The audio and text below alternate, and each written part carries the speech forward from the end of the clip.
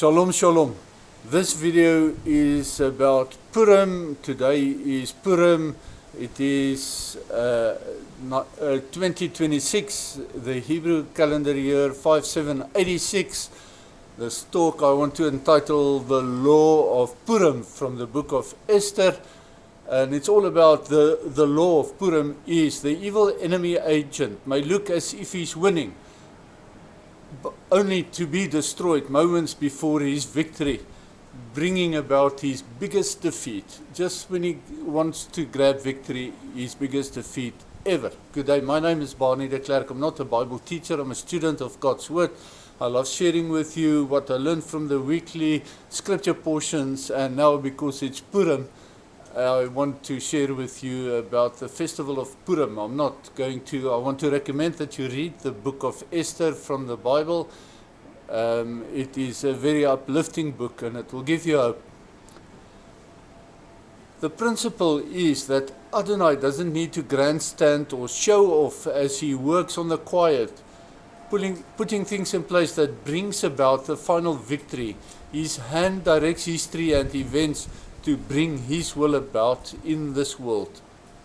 Purim, of course, means lots, like dice, rolling the dice. For Israel, casting of lots was seeking Adonai's or Elohim's will, and had nothing to do with luck. And we can read about that in the following Bible verses. First of all, in the Torah, in Exodus 28 verse 30, in Leviticus 8 verse 8, in Numbers 27:21, and also in Deuteronomy 33 verse 8, we read about the Urim and the Thummim, and they were used to seek Adonai's decision through lots. We also read in Leviticus 16 verse 8 that Aaron had to cast two lots to decide between the two Yom Kippur goats, because one goat were going to go to Adonai and the other one, the scapegoat, was going to go to Azazel. In Joshua 18 verse 6, the tribal territories for Israel in the promised land were decided by lots, and that was prophetic and linked back to the blessings that Jacob pronounced over the tribes. In the first chronicles of the kings of Israel and the Jews, in chapter 24, we read that King David used lots to determine the 24 courses of the priestly family group responsibilities, when which family group will serve in the temple. In Proverbs 16 verse 33, it reads, the lot is cast into the lap, but their very decision is from Adonai. In Proverbs 18 verse 18, casting lots end quarrels and decides between mighty opponents. In Nehemiah chapter 10 verse 34, we read, casting of lots served to determine who would bring wood to the temple for sacrifices at different dates, like once a month maybe. It seems that the tradition to bring wood shifted by the time of Nehemiah, because before, in the days of the first temple, the wood was brought on the New Year's Day for trees to Beshavat. But here in Nehemiah, it seems to have changed. Then in the book of Jonah, chapter 1, verse 7, we read that the lot confirmed that Jonah was responsible for God to whip up the storm that threatened to sink the ship. And in the book of Acts, chapter 1, verse 26, Matthias was decided by lots to become the 12th disciple as the replacement for Judas Iscariot.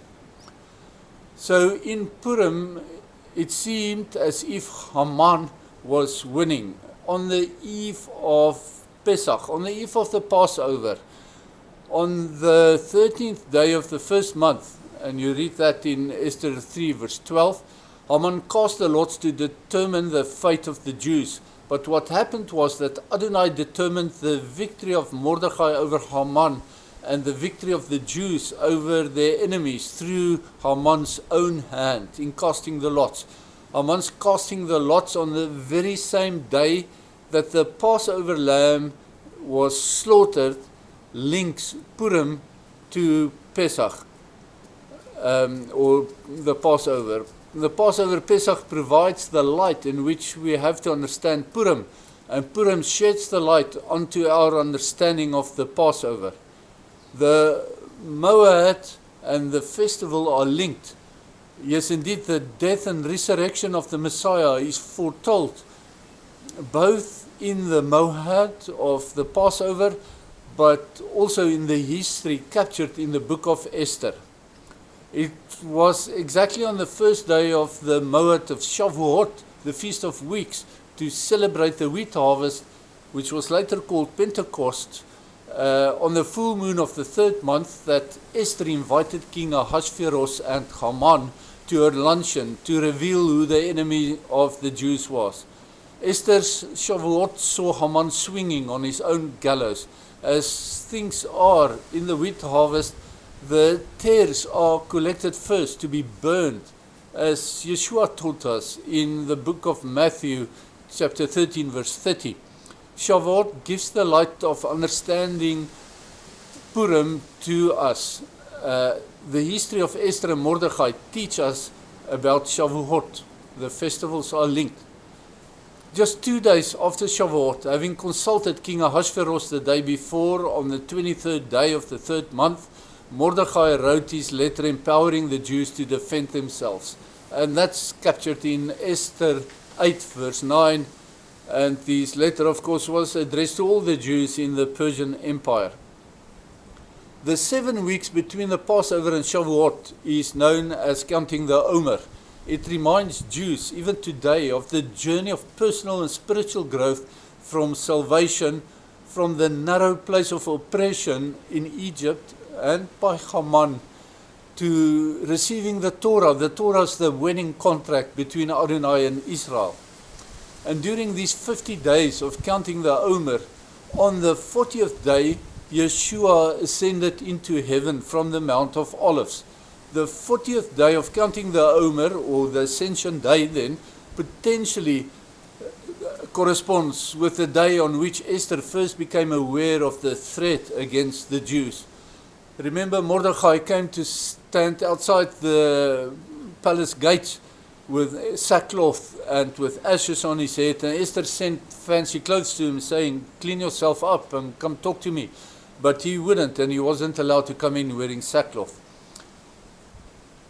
Esther's 3 days of fasting and 2 days of luncheons makes up for the better part of a week. You know, that's 5 or 6 days. And I speculate that her communication with Mordechai through a covert messenger that went up and down could have made up the gap between the 40th day and the 50th day, so 10 days gap. And on my part, that is speculation. The rest of what I'm talking about is not speculation, but deduction. Haman's lot determined the date of the 13th day of the 12th month for the slaughtering of the Jews. You can read that in Esther 3, verse 13. That was exactly 11 months from the date on which he cast the lots. The gematria of 11 means dayenu, it means more than enough, or as King David used to put it poetically, "My cup runneth over." That's the meaning of 11. Haman must have thought that the long leads overflow referred to the 10,000 talents of silver mentioned in Esther 3 verse 9, and he was thinking of how wealthy he's going to be. This massive amount, 10,000 talents of silver, was the estimated net worth of all the Jews in the empire. But Haman thought wrong. The 12th month's promise of revitalization and happiness, which is associated with the 12th month, with the month of Adar, was never intended for Haman. The full moon of the 12th month, the Purim date, does not correspond to one of Adonai's Moedim. In fact, the 3 months long gap on the Hebrew calendar between Chanukah and then the next Passover, it only featured the minor holiday of Tu B'Shavat, the New Year's of Trees. before Purim came along. It is almost as if Adonai left a gap that was intended for Purim from the very beginning. He used Haman's lot to fill that gap. There are a number of biblical parallels to Purim. These journeys of reversal of fate from hopelessness to victory can be found in the following biblical accounts. In Joseph's selling into slavery by his brother, because that placed him in a position to become the savior of the world, a messianic title that applies to him in the latter part of his life.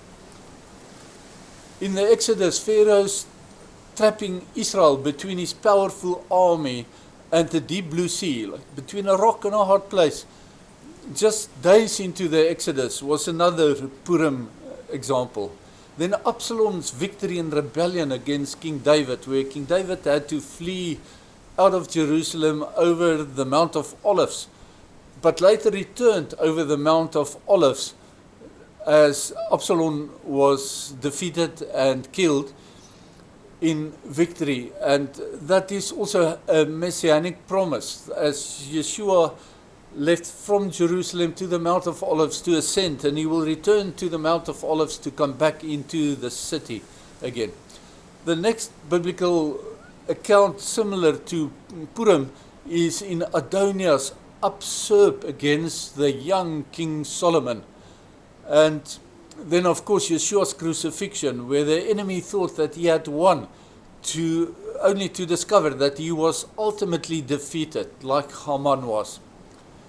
Historically, we have seen the Purim reversal of the enemy's power in every war in the modern state of Israel's history as well. Every war that Israel have been involved in, they had looked like they were set up for defeat, yet miraculously they won.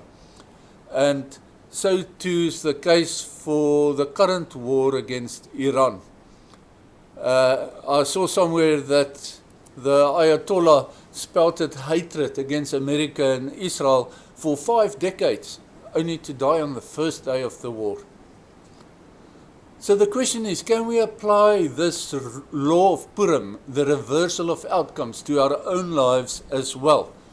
And I want to say, in your life you may experience financial calamity, or you may have received a terminal health diagnosis. You may have been cut to pieces by destroyed relationships, or uninvited legal problems may come knocking on your door. Whatever the problem is, all of that is akin to Haman's blowing hot for a while, demanding center stage, bringing death and destruction in the history of Esther. The enemy may have cast the lots, but the outcome of the lots was never in his hands. It's always in the hands of Adonai Eloheinu. The very plans that the enemy has laid against you will become the destruction of him, as our God is the master of turning death into life. Then the days of oppression become your season of deepening in spiritual growth. That's when your roots are growing. We seldom, if ever, grow in fat times. Our eventual testimonies are rooted in leanness, the times when we struggled, when we had no hope but God. So when things are tough, reflect on Purim and Esther's history, and then talk to God and place your trust in Him and Him alone. He will hear you, He will deliver you in the nick of time. He's never late. His timing is always perfect. And that I pray that Adonai Eloheinu will bless you and keep you, that He will shine His face upon you and be gracious to you, that He will lift His countenance, His provision upon you, and that He will give you shalom. Shalom means that He will make you complete, and that He gives you inner peace even in the midst of the storm. Shalom, shalom.